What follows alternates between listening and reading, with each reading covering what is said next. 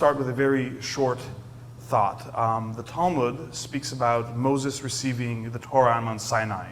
It's very apropos. The holiday of Shavuot was celebrated earlier this week. That was the start of NY Tech Week, with Shavuot receiving the 2 tablets on Mount Sinai.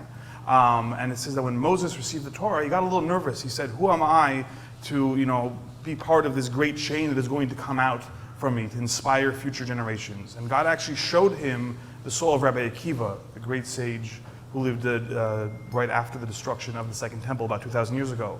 And how Rabbi Akiva was able to derive great, intense secrets of Torah from the very tip of the point of the letter Yud, the smallest of the letters. He's able to find mountains upon mountains of information. The data that he was able to mine from it was incredible. And Moses got nervous and he said, I don't know these things. How is it possible that somebody is able to find something and share something and teach something that, I am the first in this chain when I've never even heard these ideas? And then Rabbi Akiva tells his students ask Rabbi Akiva, where did you get this information from? And he said this was given to Moses on Mount Sinai. And Moses, his mind was settled from this response. So the question is, how was his mind settled? How did Moses somehow find peace from this answer that everything is attributed to him if he doesn't know this information? So the reason is because there's another thing the sages say. They say that every single thing that a diligent student will learn, every novel insight they'll derive was given to Moses on Mount Sinai. And there's an inherent contradiction between these two thoughts. Because on one hand, we're saying this is something that was passed down from Moses from generation to generation, Moses to Joshua, Joshua to the elders to the prophets, until this very day where we have people who continue to learn Torah, and each and every one of us here are able to learn something new and exciting. So on one hand, it is this brilliant chain dating back to Sinai. On the other hand, we're calling it a novel insight. This is something new. This is a chidush. This is something that a student is able to somehow derive and find something new that has never been said before. How can you have something that has never been said before, that never existed in the history of the world, and at the same time, that very thing, which is new and novel, is also something that was given to Moses on Mount Sinai? And I think there is, in that tension, I think lies some of the things we're going to be exploring here this evening, that we're going to speak about Torah, about how AI can explore Torah, help us access those new, novel insights, those things that have never been said before, that have never been explored before, and explore them for the first time. Yet, on the other hand, it is part of this beautiful chain, the chain of the Jewish people, going all the way back to Sinai. So without further ado, I'm going to introduce Armin, who's going to be our moderator for this evening, and he's going to introduce our panelists, and I'm very excited to take part in this conversation as well. Thank you. You guys are going to share this mic with sound. That's for sure. That's pretty good. Thank you, Rabbi. Thank you, Rabbi. Thank you, everybody, for being here. Fantastic turnout for what's hopefully going to be a fascinating discussion. So I'm Armin Rosen. I'm I guess my most latest job title is correspondent for Tablet Magazine, which is now a print magazine. So please, everybody, go out and subscribe. There's now a paywall. It was free for 16 years. Please don't complain. But also, please subscribe. So we're joined tonight by Rayi Stern, Vice President of AI at Merkos 302, Division of Chabad Leibowicz World Headquarters, and Advocacy for Judaism's Investment in AI. There is an AI division of Chabad now. Wow. That is, it's worth a discussion just on its own. Through the Artificial Wisdom Initiative, and he also consults for other Jewish organizations in AI adoption and implementation. So Chabad is on the artificial wisdom beat. Amazing. We also have Professor Ravid Shwartz. He's a faculty fellow and assistant professor at NYU Data Science and a senior researcher and team lead at WAND. And we have Claire Leibowicz, head of AI and the Media Integrity Program at the Nonprofit Partnership on AI, where she's worked since the organization's inception. She's collaborated with over 100 global partners from across civil society, academia, industry, and media. She was also a journalism fellow at Tablet in our second and possibly final class of fellows. Because of me. It was so successful that we just ended the program. Mm-hmm. We were just overloaded with brilliant people, including Claire. Yeah. Awesome. And the fourth person on the panel. I'm the random guy who just sat down. I'm Harry Ritter. I'm the founder and CEO of a company called Alma. We're a mental health platform that helps therapists, mental health providers build successful practices that can accept insurance. Been doing a lot of work recently on the role of AI in therapy and in therapeutic relationships. I'm a physician by background, also have a law degree because I'm an only Jewish child, and my mom needed one of each. So that's how that worked out. Your mother must be so proud. Not a rabbi yet, though. Amazing. Great. So I guess I'll start with a question that, is sort of the natural question in the forefront of everybody's minds about AI, at least from the perspective of a non-expert like myself, which is like, are we really just kind of in a new era? Is AI, as it exists today, really just one of those hard lines in human history where there's like a before and an after, and we're just in some new epoch, new unit of geologic time in a way? Or is it not that? Is it something else as far as, shifts in the way we live go? We actually, do I need to use this now? Up to you. Yes. I won't.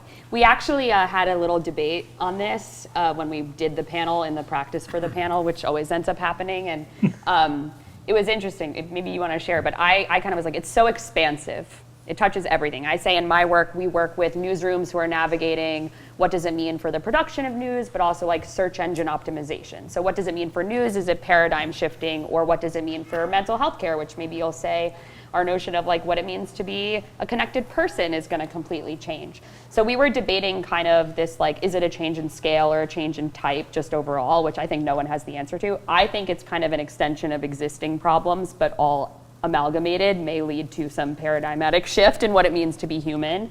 But at the technical level, a lot of what's been enabled is from not very sophisticated technical innovation, but just tons of data being deployed to help us simulate more things. So we were just having this previously, so curious what you think.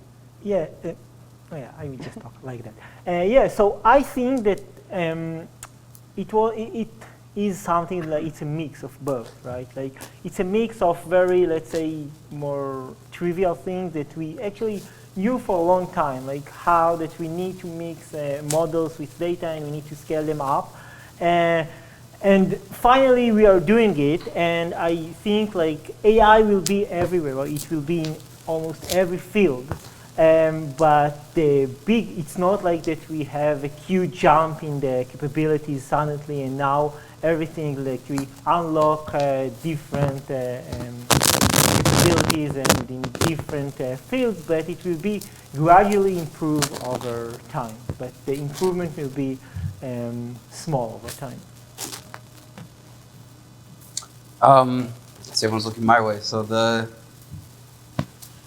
I would say, like Ravid said, it's a mixture of both. At the same time, I don't know if it has to be either. In other words, we're used to throughout history, or throughout even one in their own life, we're used to gradual incremental growth and or disruption.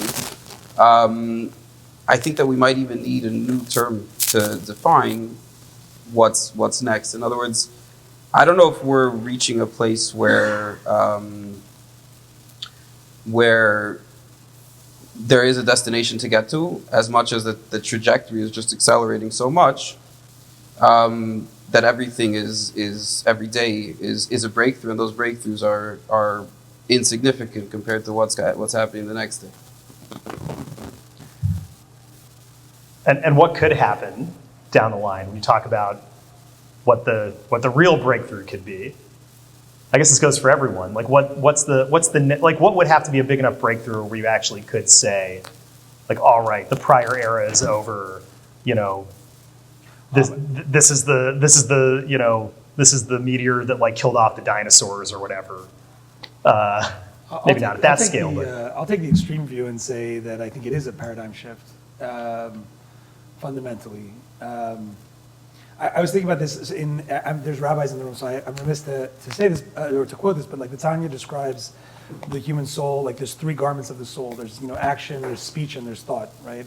And if you think about the three most transformative changes in humanity, I think they've largely mirrored our ability to demonstrate that those are in fact garments of the soul and not innately human capabilities. The first is sort of the advent of the Industrial Revolution, which was essentially action, taking what we thought to be a uniquely human attribute, the ability to act, manipulate substance, and do that in an industrial scale, right? And then you had, I think, the second epic-changing thing, which was telecommunications, the ways that we communicate, which was essentially taking speech, right, and suddenly making speech, which felt like this deeply unique, intimate human thing, and now suddenly make it technologically available at a scale.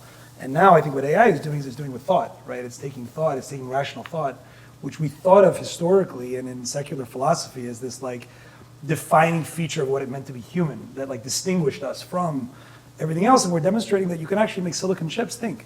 So thought is no longer uniquely human, right? It can no longer be the defining feature of what it means to be human. And so I think that I mean, you know, we're here talking about it. We're not necessarily experts on AI per se.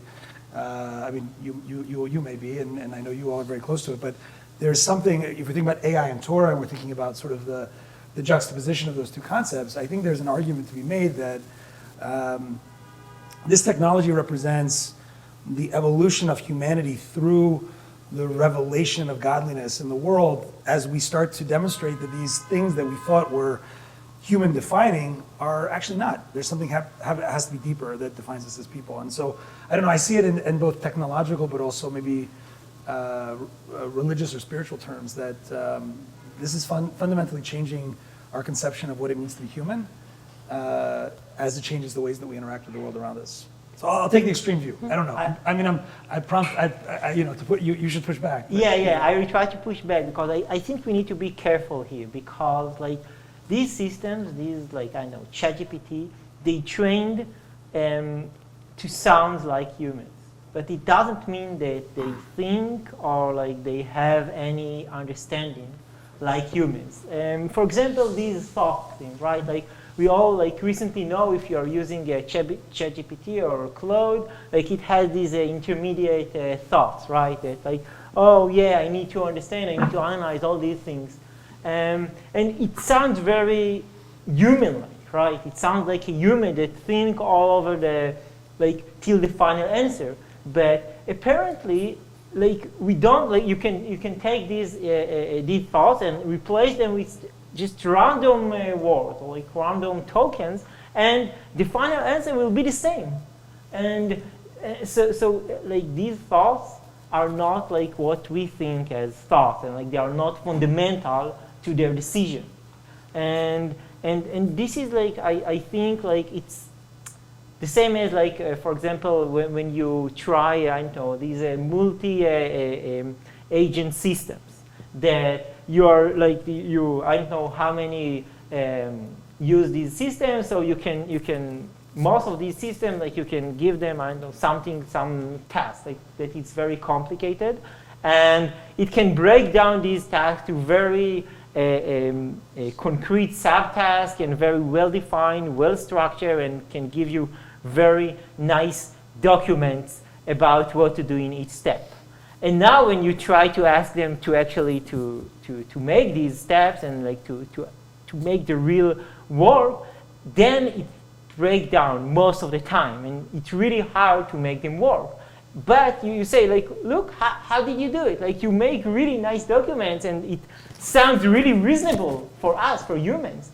But these models, this is what they train for. They train for tasks that will sound reasonable for us as humans. But it doesn't say that they are thinking as we are thinking about thoughts and Can I just offer, I do think this, not that I don't love this conversation, sometimes I get a little fed up on these conversations of like people debating if this is a difference in scale of existing problems. Like you invoked the Industrial Revolution. Everyone's like, we had the TV come into, like, and then we had the TV and that didn't change how we connect with people. People thought that would kill human connections, so ChatGPT won't, or the Industrial Revolution didn't lead to joblessness. We still use textbooks in schools, even though those are kind of a relic of a completely different era, versus is it a difference in type, just detracts from us saying, like, what kind of world do we want to live in?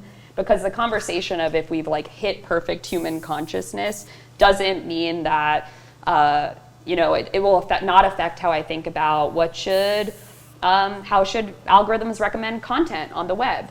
Do I need to dwell on if that's like different in how incendiary it is from the social media era when they start using chatbots to figure out a better world? Or if a woman is a victim of deepfake abuse and you're like, oh, they used to be able to deepfake women just using Photoshop, like, is it, these are changes in scale and accessibility and maybe you could say thoughtfulness to degrees that I still think, whether or not it's paradigmatic, warrant like intervention from everyone. That, I don't know, I think this question actually detracts a little bit from what world we want to live in if it's, this is a really good point. And while it is possible that technological discoveries or humans bringing godliness into the world, there also is a possibility that this technology makes all of our lives worse in ways that we can't even fathom at the moment. Also better, possibly. I guess, is there a possibility that this all goes horribly wrong?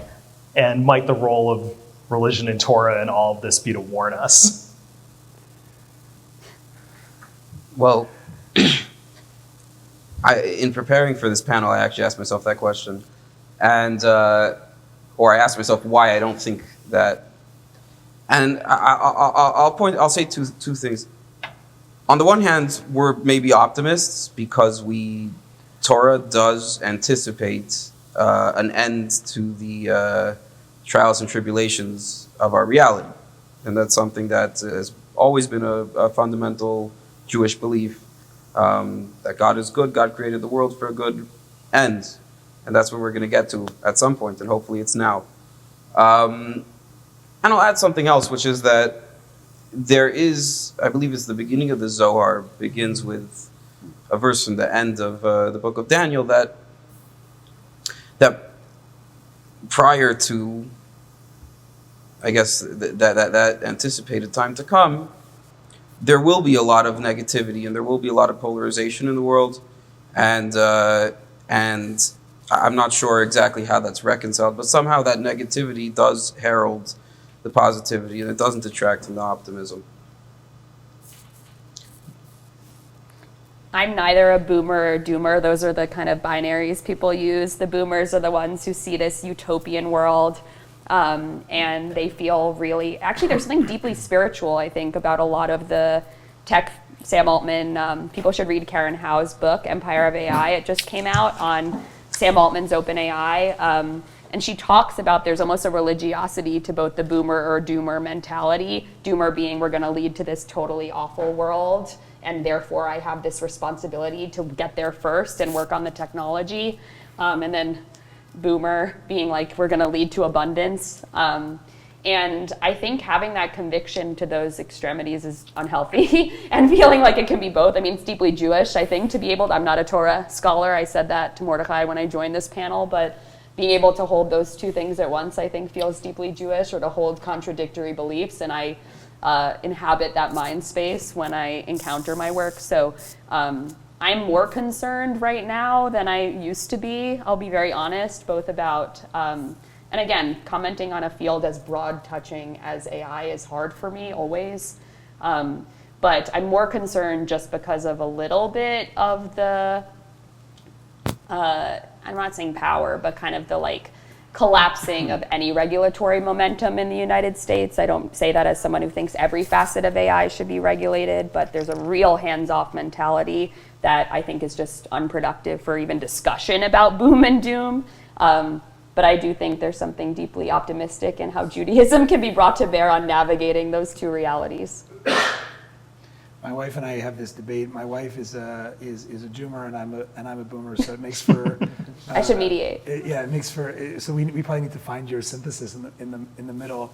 I don't know. I mean, it's interesting. I felt like for me on a personal level, AI, the role of AI has been a little bit faith affirming, and there's no way it's sort of like this like anthropic principle. Like there's no way to necessarily prove whether this is right or wrong. So it's something you believe or you don't believe. But I see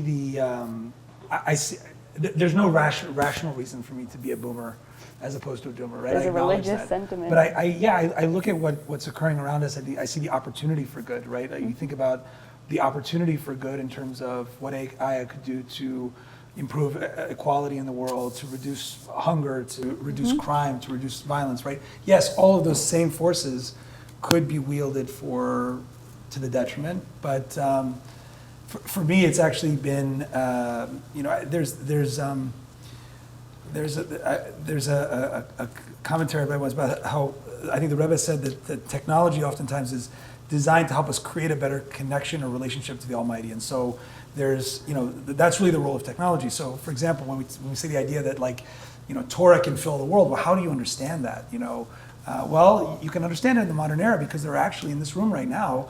If you had a cell phone, you could open it up and you could load Safari.org, and Torah is actually literally everywhere in the room right now. You just need the right device to, or like Pirkei Avot says, there's an eye that eye sees and an ear that hears. Well, yeah, there's actually a satellite above us that the NSA could use to listen and watch, right? So these technologies can actually create vehicles for us to create that relationship or understand that relationship. So I don't have it's not a rational argument, but I think that there's this, for me, there's this almost self-proving nature. Like if we exist and this exists, it must exist for ultimately some purpose. And I don't know, there's some comfort that I find in that it's not necessarily based in the rational, but. So I do find the tools need to be less good to cause harm than how good they need to be to help. So like in medical advice, right? If you wanted to spread medical misinformation, you don't need a perfectly accurate LLM. It's a lot a lot of tools and fields that we want to see that are not good enough yet. The fact that everybody here is sitting in this room and having this discussion is already that AI is doing something good. Because it's the premise. Because we have this premise. Sure. Yeah, what do you think all brought us here? It was, the AI guiding our every move potentially. So the topic of AI kind of becoming like a misinformation vector is interesting because at least on the specific topic of rabbinic Judaism, there are people who've kind of played around with ChatGPT, asking really specific halachic questions, and its track record is not very good. And I wonder in the particular case of Judaism and maybe religion in general, can any AI really and truly understand us? Or could AI actually be helpful for, the spiritual lives of Jews and people of other religions too? Well, I just reviewed proposals for the Maimonides Fund, who's asking this question now, and about how can AI rejuvenate Jewish life, and I can't comment on all of them in detail, but a lot have interesting ideas about how they can solve for people accessing or building a small-scale model that would draw from all of Jewish texts and really be controlled by a committee of people in technology. It was a very interesting idea, but I do think there's something called, I think it's Sepharia.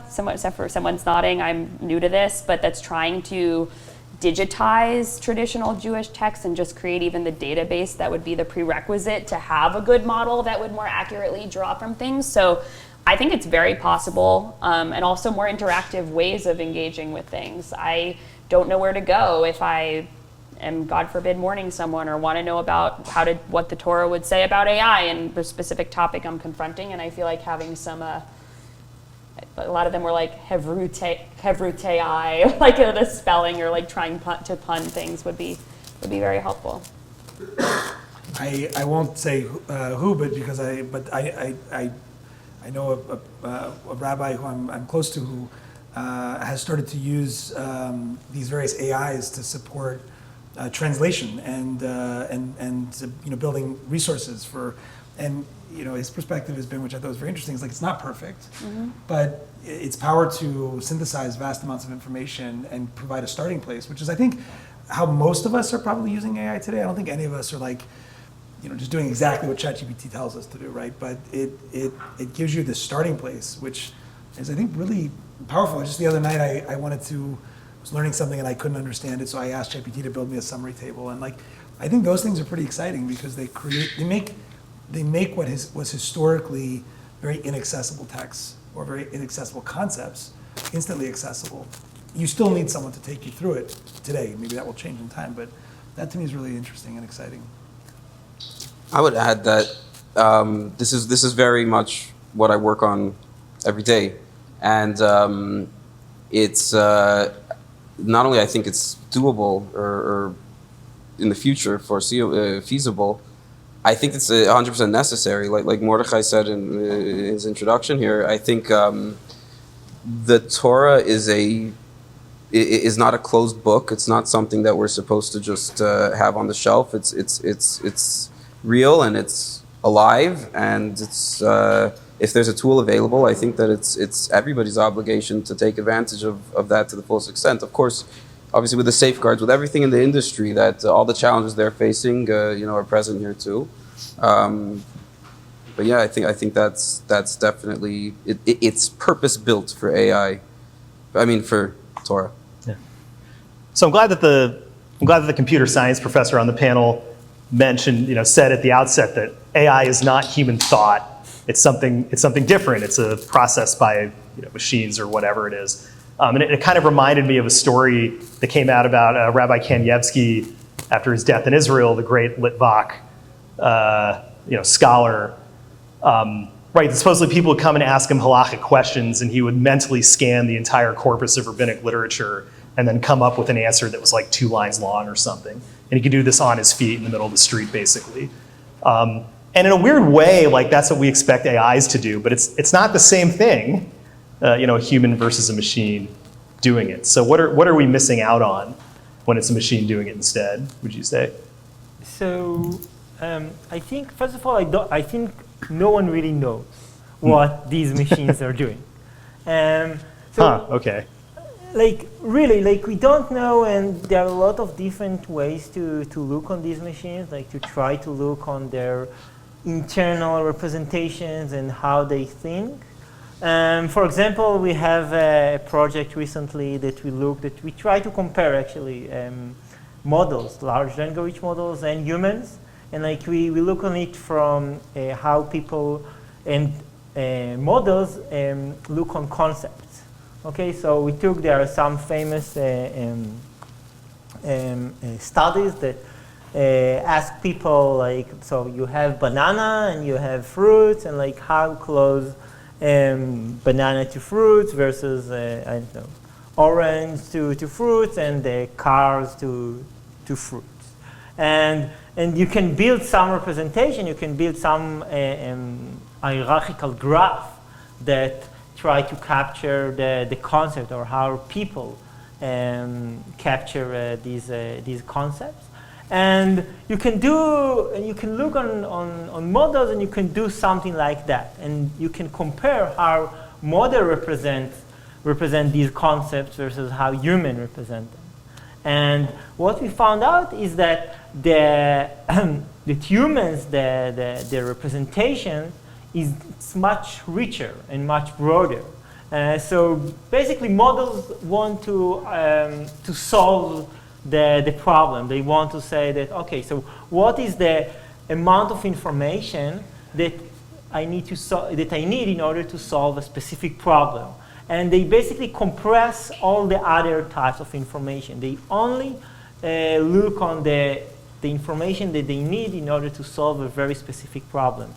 And humans, they interrupt and they represent concepts as something broader, that they have different types of previous experience, if you want, and they integrate these experience and in order to create representations of concepts in this case. I think what's interesting is there's wrappers around this. So an average person who's using this technology doesn't know that ChatGPT can have a less sophisticated fruit analogy than people on this panel. And that's what I think is really fascinating. Regardless of where we are with the underlying technology, there are these call and response, very anthropomorphizable ways that things are being toolified now that are changing the fabric of how we interact. So you gave your example of what does it mean to talk to some encyclopedic rabbi and feel moved by his knowledge, and there's something kind of deeply compelling about a really smart person who speaks well. All of you, when you meet them in the wild, that just feels different, and you want to get to know them, and that maybe inspires your learning. But what will happen I'm really interested in character AI, and I'm very curious about your mental health chatbots, because it's these categories of the wrapper being very human-like that can affect our sense of how we understand the world, not just with how they are. I will say, in the learning domain, there's so many questions I have about what it means to interact with an actual person versus someone doing the same pedagogy.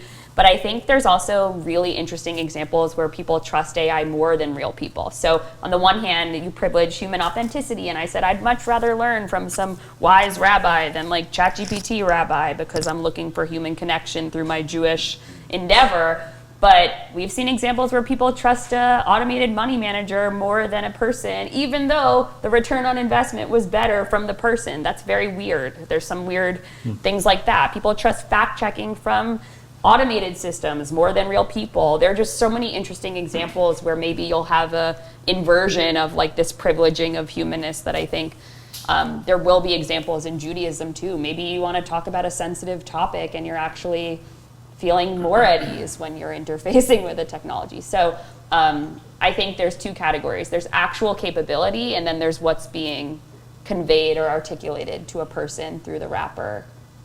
This is a very interesting question in the mental health space. When the first step of this was actually the virtualization of mental health care. So prior to the pandemic, almost everybody who sought out mental health services would go in person to see a mental health provider.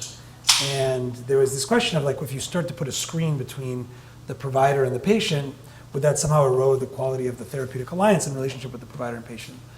And what providers reported was that often they would actually have a more authentic relationship virtually because the person felt safer talking to a screen in their home than they would talking to a human in a room.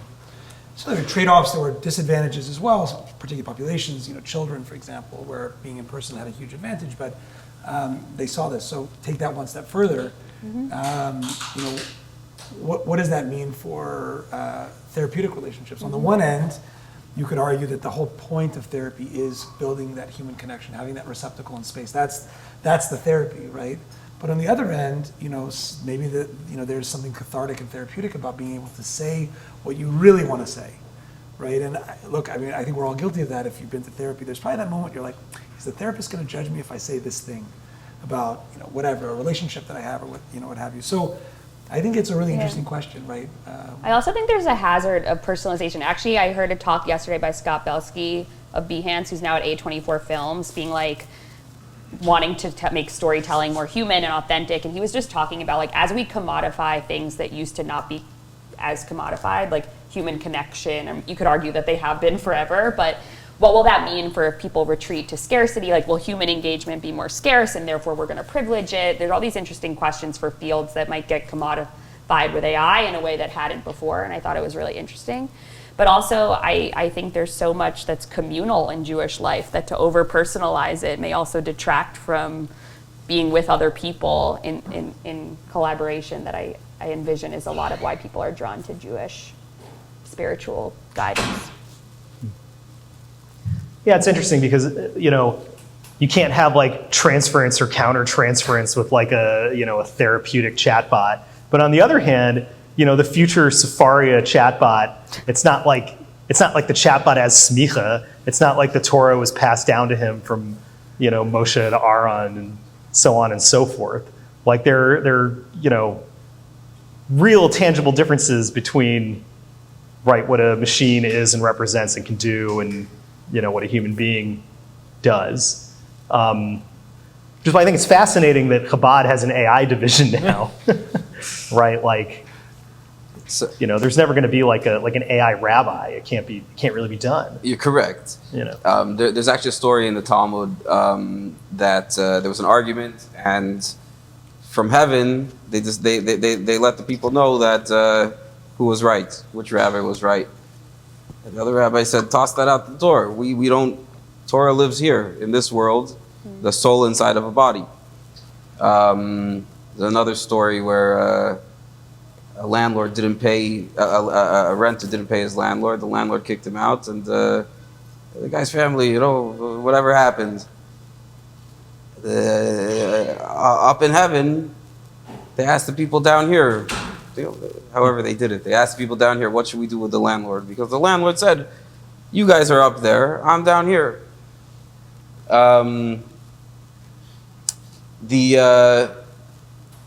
The Torah. So when it comes to deciding, a halacha, deciding the laws, definitely that needs to be done with a human being. Just another story because we like saying stories. Levi said on the call, Levi Lieberman said on the call the other day that somebody goes to the rabbi and says, can I do the 4 cups of wine using milk? So the rabbi realized the person can't afford a bottle of wine. Gave the person a couple dollars. But yeah, Torah needs to be, from a halachic standpoint, needs to be here. But again, as a tool, using AI, using a calculator, where do you draw the lines? I think that the insights, there's a lot of back and forth in Talmud and in Torah in general. There's a lot of compressed data, and there's a lot of scattered data. And I think that it's a gold mine. The title of this talk is Artificial Wisdom. Is there such a thing? Can there be artificial wisdom? Does it already exist? Will it exist? Can it never exist? No. No, I think I think we overestimate right now, the models sounds to us more humans and more intelligent than what they really are in practice. It may be, I don't know, it may be that 10, 20, 50 years from now, there will be something like that. But I think right now the models are basically replicate or almost replicate their input on how we train them. So I unfortunately have felt that Claude has conveyed something to me that felt wise, or it felt like it improved my wisdom. And I'll say I was very unnerved by this. And this is where I struggle with the question of then it's what is wisdom? There are plenty of people who say things that are completely unwise, and I would still say they have the capacity to be wise. And I will say I've asked Claude a few questions related to social interaction, which I think is a really interesting use because I need to talk to the chatbot to figure out how to socialize. But just, we're navigating people who are tricky to interact with. And I have been startled, even if I know it's formulaic or it's programmatic in its response, by how it's enabled me to expand how I phrase something to be more interpersonally effective.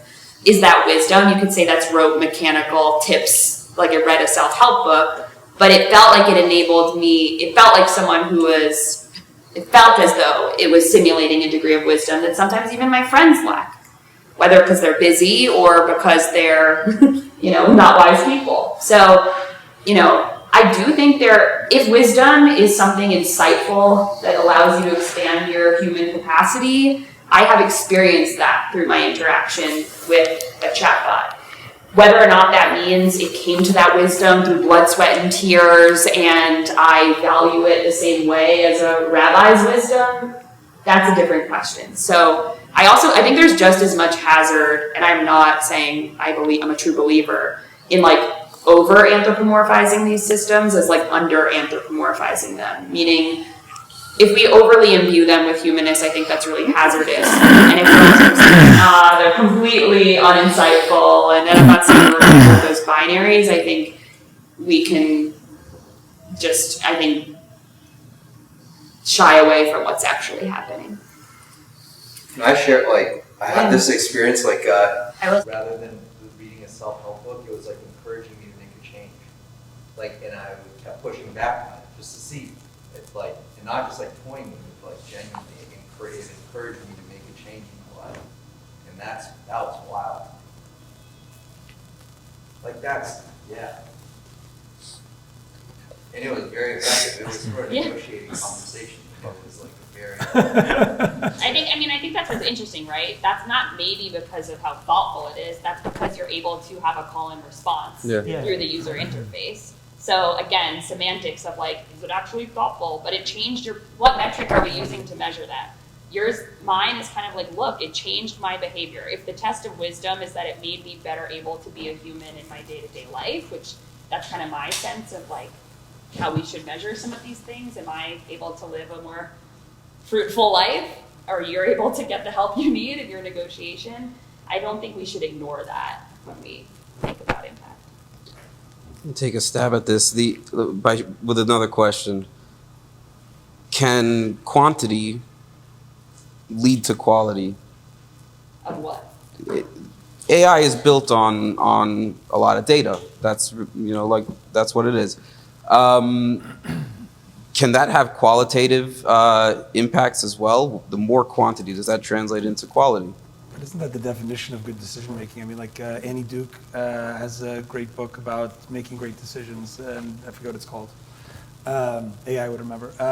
But what she she talks about the fact that in poker, when you're playing, what is it that you're really doing is you're taking all of these data points that you have from probabilities and previously played hands and so on and so forth in human behavior, and you're using all of that data to probabilistically determine, like, should you, fold or whatever.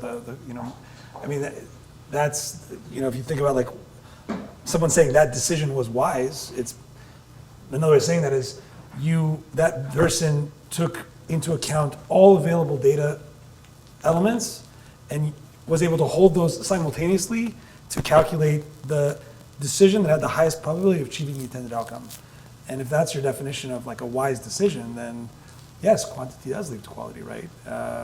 Now, is there some extra rational leap that humans take in making certain choices, right? I mean, you think about, for example, like when a Jew gives up their life rather than committing idolatry, or there's choices that are sort of like super so those things maybe represent something that's fundamentally different and uniquely human, right? Like the fact that we'll do those kinds of things, but it's not a rational choice to make for self-preservation of an entity. But that's not wisdom. I think that's something different. That's maybe more about fundamentally being human, and maybe that's where you have something there. I don't know, but I think from a rational perspective, quantity of data used probabilistically to determine the best outcome to achieve a goal is definitionally, I think, wise choice, right? And that's what it depends what you're optimizing for. If you're optimizing for wisdom, broadly construed, I don't think that's what the tech companies are doing, but maybe that should be our metric. But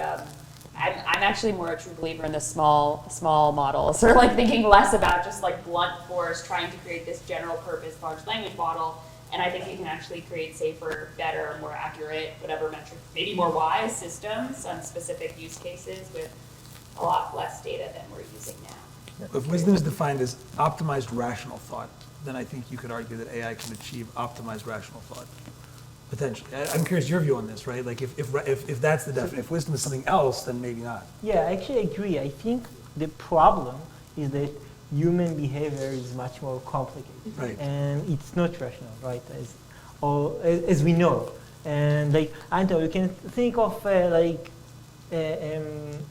post engagement, right? This is like supposed to be something very easy for models, right? Like to increase, like to train models to create posts that like with high engagement rate, right? This is like you have posts. This is supposed to be very simple. You have posts like a Twitter post with high engagement rate and Twitter posts with low engagement rate, so you can train them to generate tweets like that. And this is like the holy grail of every company, right? Like every that's doing something in the field, but apparently it's very difficult. Like a ton of different companies try to do it, and it's still very difficult, and we don't know how to do it. Why? Because humans are irrational. Like we don't know what and how to formulate, or like what are the factors, the main factors that they decide based on. Yeah. So there's this idea in Judaism, that pops up now and then, that maybe actually too much knowledge or even too much wisdom might be too much of a good thing. Kohelet says that with great wisdom comes great vexation. There are stories in the Talmud about rabbis basically studying themselves to the point of insanity, too much time in the Beit Midrash, not enough time outdoors. Could there be like a similar problem with AI, where it overloads us, where in fact knowledge and wisdom become meaningless just because there's so much of it, where our minds kind of lose the ability to discern the difference between different categories of knowledge and wisdom. Is that a danger that we should worry about? Well, the way that Torah defines wisdom is actually or knowledge is very different than the way that modern society or science maybe defines knowledge. So Torah takes a top-down approach where there are general rules or principles, and from there we extrapolate. That's why we call Torah the blueprint of reality, that this is the code, if you may, which animates or defines everything we have. Looking at knowledge or wisdom, etc., from that perspective, there's always something beyond. There's always something more refined. There's always something deeper, and there's always something that's the entry point, so to speak, into everything we have. We can continue forever that way. Yeah. I will say that scares me a little because in a lot of my work, I think about how in the AI age we have records of reality. So this idea, I do a lot with deep fakery, or even the pretense that things could be fake will lead to calls that everything's AI generated. So it's both heartening that there's this kind of all-encompassing set of knowledge that's just a blueprint, which is everything else is predicated upon. And then I also am worried about AI's capacity to make people call into question all of these blueprints that are so deeply integral to Jewish life, whether it's Torah or archival storytelling, all these things that are documented. So not to take this in a different direction, but I think there's a threat to that wisdom and the integrity of that blueprint when anything can be generated and falsified and manipulated. So on the one hand, adaptation and manipulation has a positive connotation in Judaism. Like, we want people to build upon it and evolve. And on the other hand, that could be taken to some scary degree where like everything's fake and nothing's real and there's no foundational text in Jewish life because there's just this mishmash of, evolved information on the web. Safeguards, 100%. Just gives me some. But I think, personally, I think that we are underestimate humans, that, video or fake videos is a good example because, 5, 6 years ago, everyone thought that it's going to be a huge problem, and, all the time, you will not know how to distinguish between fake videos and, what is true and what is not. And we see that, at the end, maybe because of your work, but at the end, it's not the case. And at the end, there are some fake videos, but most of the time, we know how to distinguish between them, between real information and fake ones. So I guess one last thing before I open this up to questions, because I can feel some of you itching to ask the panel something, or at least throw out a debatable premise for them, which is okay too. Is it possible that AI is going to leave us kind of mentally enfeebled in a way that people won't have to learn how to write? After that, they won't even have to learn how to think. I think back to the days before people had maps on their phones, and you had to actually look at the neighborhood map in the subway station and memorize it in order to figure out where you were going. And now that's a skill that's completely out of my brain and the rest of the human races by now. Obviously Judaism has this huge emphasis on literacy. Could that go out the window when everything is filtered and mediated through AI chatbots? Is there any real concern that we're basically just going to make ourselves dumber in the process as a human species? I have 4 young kids, 10, 8, 5, and 3, and my older kids go to Ramaz on the Upper East Side, and it's a Jewish day school, so they're getting from early years access to a Jewish education, right? They're learning how to read Hebrew.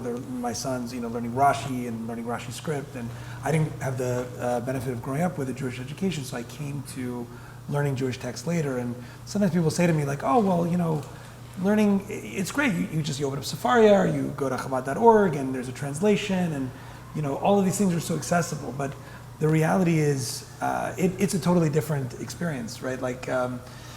My son can open up, Chumash and look at the Hebrew and the Rashi, and engage with it immediately, and he's not spending the time going, okay, that word, I got to go over here, So I think that there's limits to that. Like, I think the skills that we have to invest in may evolve over time, but fundamentally, because we're talking about this vis-a-vis our kids' education, like what does it mean to educate children today?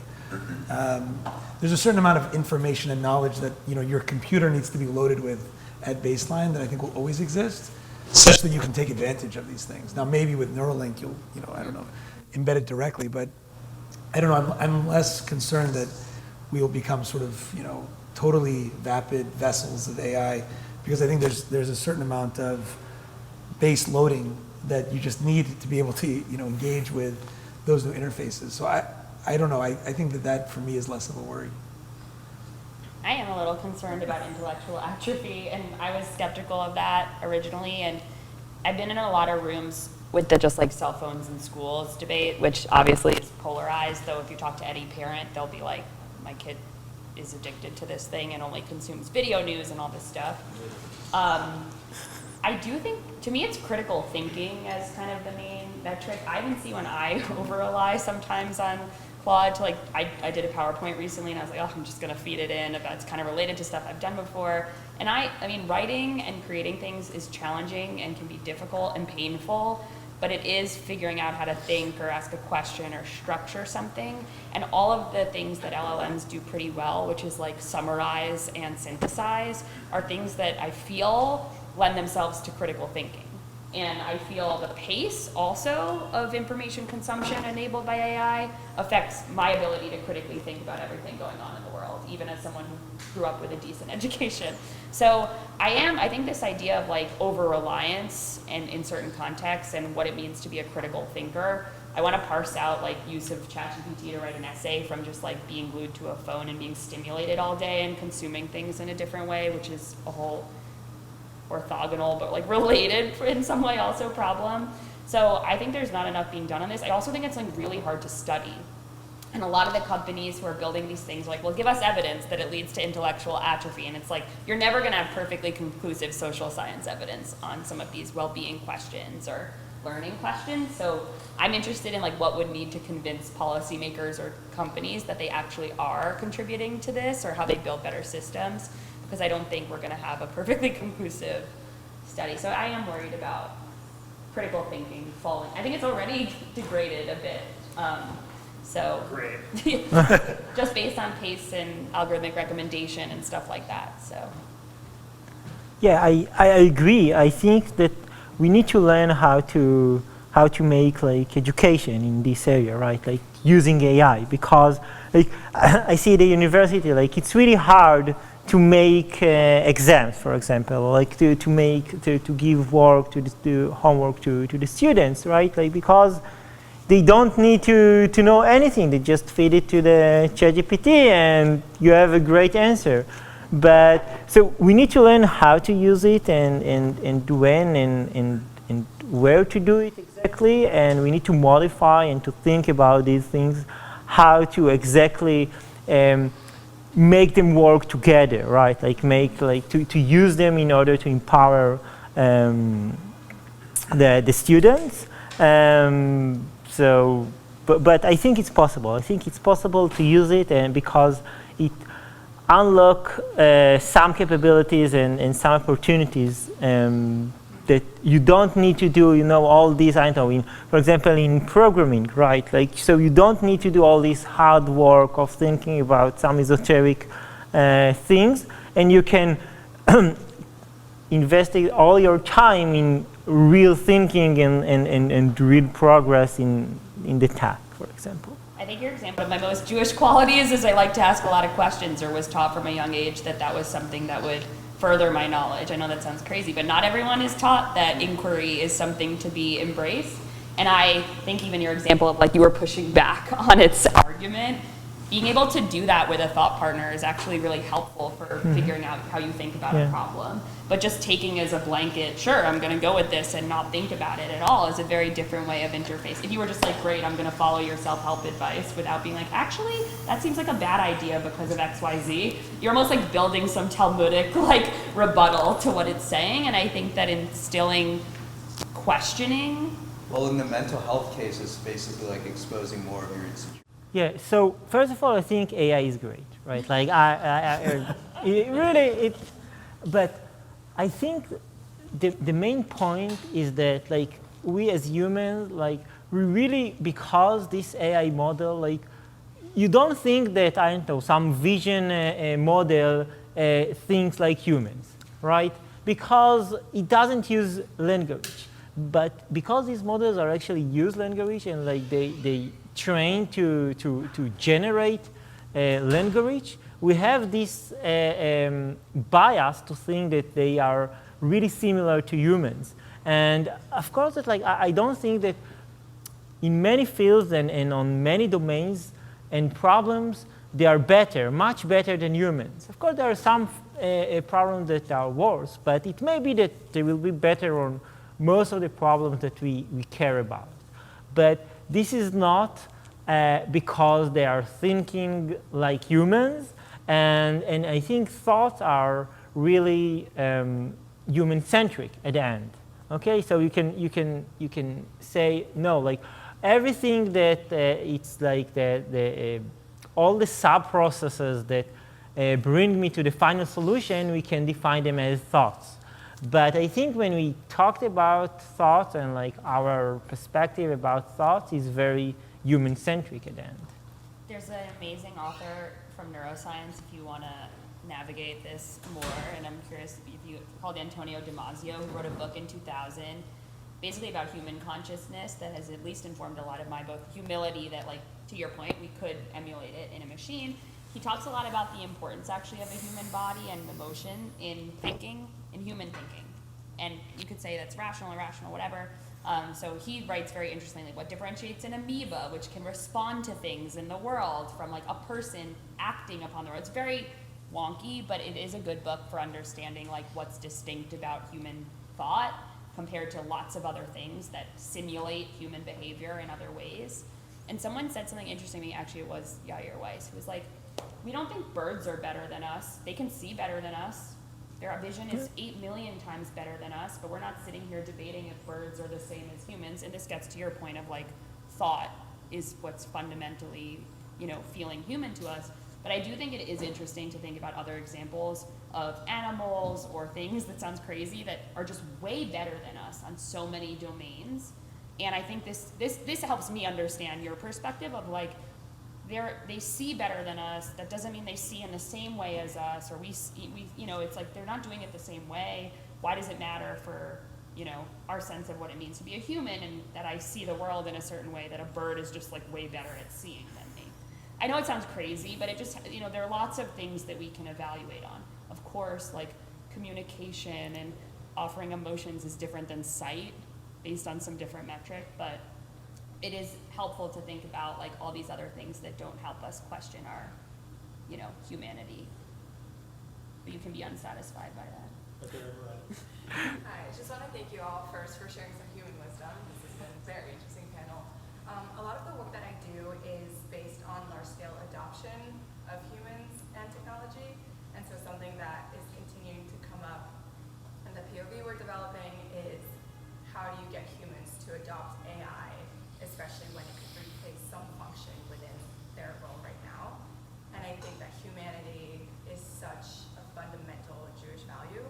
So I'm very curious, and I'm sure it could be an entire conversation on its own, what sorts of rail guards or key pillars you would consider ethical AI to require, especially as we don't want AI to replace humans, but more so to enhance our capabilities with its own. I think about this a lot in the therapy space. You know, we begin from a fundamental premise that, you know, therapy is a fundamentally human vocation, and that the human connection that you can create between two humans working on a challenge is like uniquely special to, you know, what that provider does. And so what we invest primarily in AI is really behind the provider. So what are the ways that we can help providers be better at what they do by leveraging the power of AI to reduce administrative burden for things like note-taking or create clinical insights and help them do more.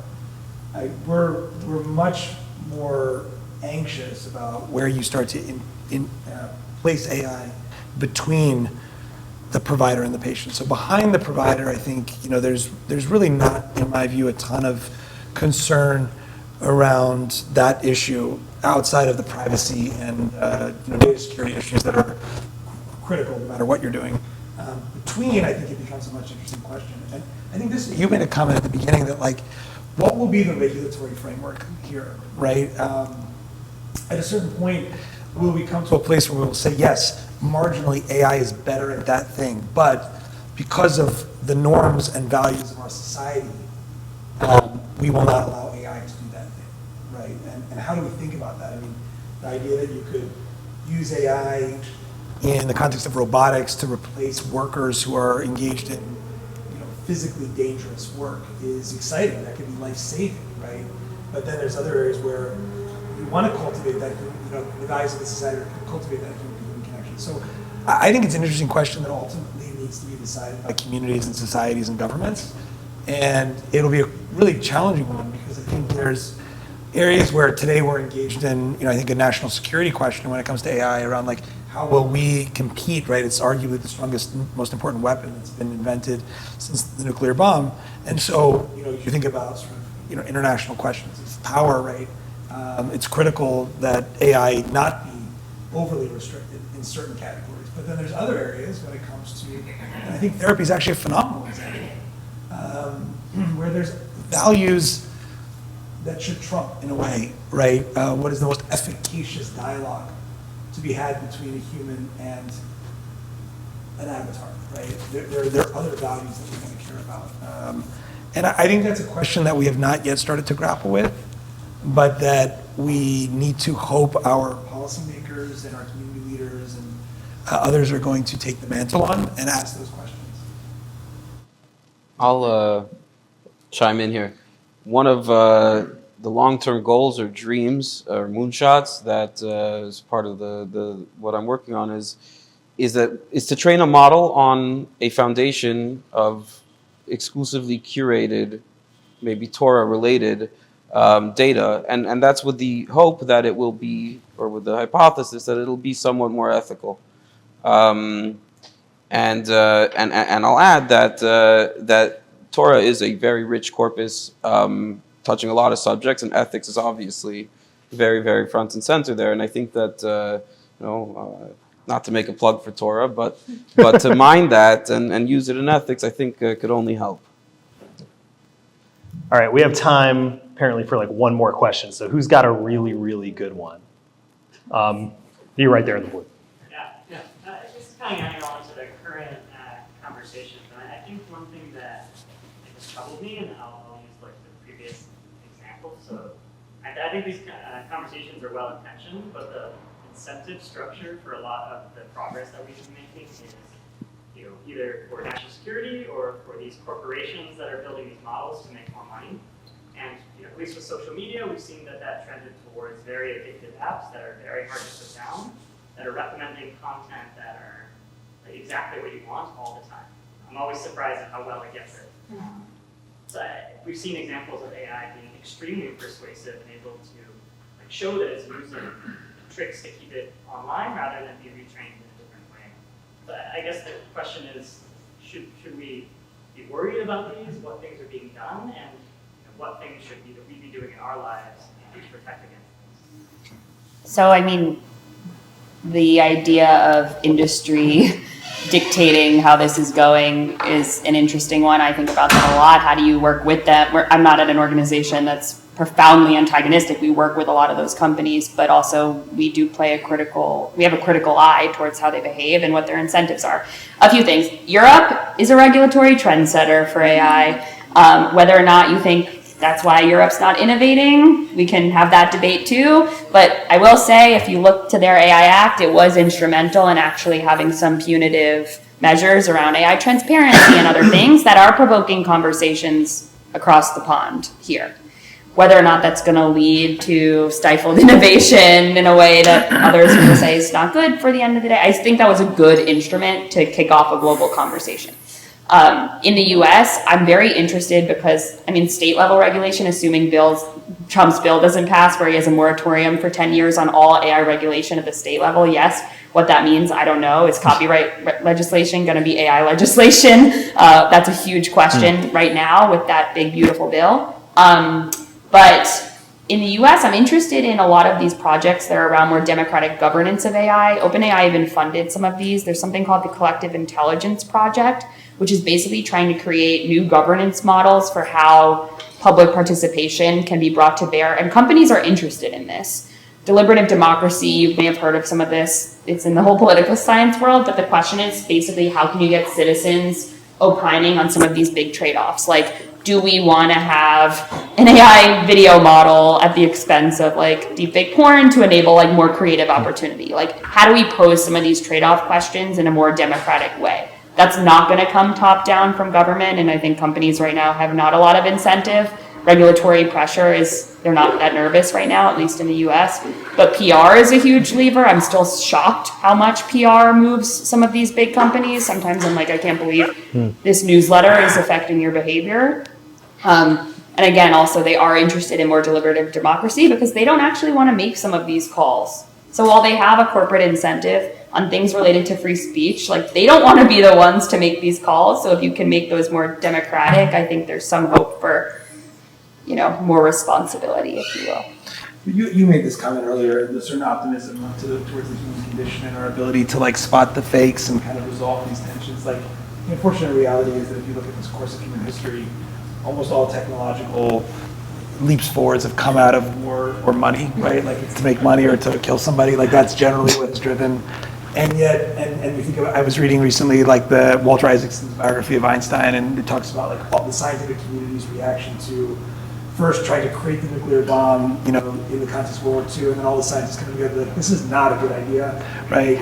And here we are 70 years later, and we could have an interesting discussion about like nuclear proliferation and like the world today and how we manage, in the context of that kind of a power structure. So it's interesting. I mean, I think this goes to like it really is building on the prior question, like how are we from a societal perspective, governmental perspective, figuring out how to regulate or self-regulate these technologies.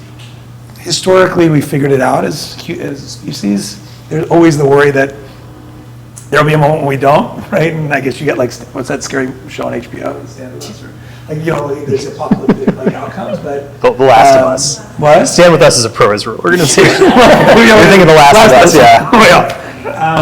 But I don't know. I think it's. I think it's a scary question, but the historical trend has been good, and I think you pointed that out, right? That there's a certain level of resilience in the human condition that's so far helped us all.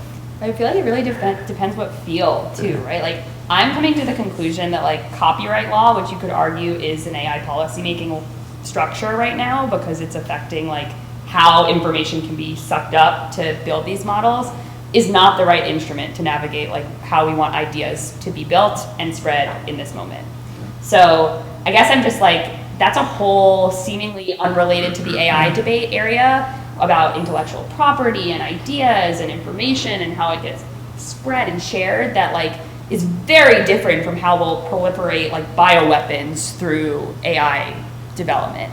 And sometimes I think that's what's so hard about creating any blunt instrument to govern this, and why I find it hard to be like, yeah, it's all gonna work itself out. I think it really depends how you're evaluating it. I know a lot of artists, and I know you could say, well, art doesn't matter if we wipe ourselves out with bioweapons, like, who are completely dystopian in their sense of what's happening. They're not getting compensated, they don't have jobs, all metrics, they don't feel they're able to live a good life. I know that may seem simplistic compared to healthcare concerns again, but it depends where you look. And I see both enormous optimism in some realms and then real dystopian ways that we're governing things in others. But we can end on a positive note. So.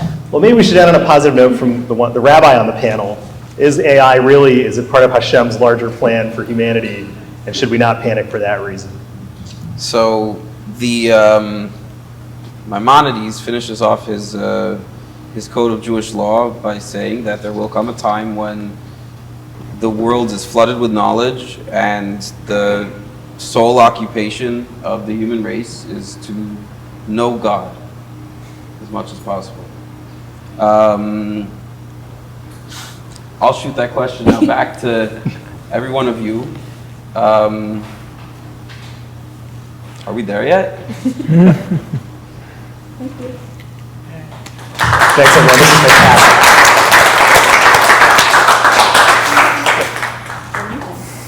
fantastic.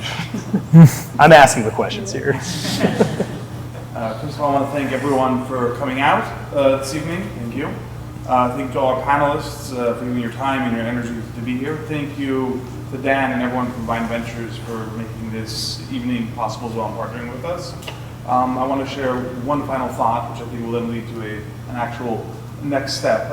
When we speak about Moses and going up to receive the Torah, there's one other, there are many other stories, one other conversation that happens is that when angels say the Torah should not be given to the Jewish people. Instead, it should stay up in heaven. It's this divine, transcendent wisdom, right? It's not artificial, it's the real deal. And what right do human beings who are flawed and who make mistakes and who are going to screw up, practically speaking, why should they be given the Torah? So God looks at Moses, as it were metaphorically, and says, no, give them an answer. They have a good complaint. And Moses turns back and says, what does this Torah say? It says, I am the Lord your God who took you out of Egypt. You angels, did you go out of Egypt? No, you didn't go out of Egypt. What does it say next? Don't worship idols. Do you worship idols? You don't worship idols. Do you have parents? Do you kill? Do you steal? You don't do any of these things. The Torah was given for the human beings who will be on this world, who will have to deal with the nitty-gritty, complicated realities of life. And therefore, it's not something that's artificial. It's not something that is, that is perfect that we're trying to work for, but rather it is the perfection that we're going to achieve within ourselves as flawed people, as human beings that are prone to make mistakes. And we're going to connect that divine power and be able to make this world a better place through the practical good deeds that we do. So therefore, as a great resolution, each person should think about how they can make this world a better place. The next panel you go to for NY Tech Week or whatever it is. And as well, I guess as a coming attraction, next week we're going to be hosting Sasha Kufanov and Sapir Cohen. They were both hostages. Sasha is an Amazon employee, and Sapir also works in tech. And it's going to be a conversation about kind of the current moment and the very human experience. I'll send you guys a link afterwards.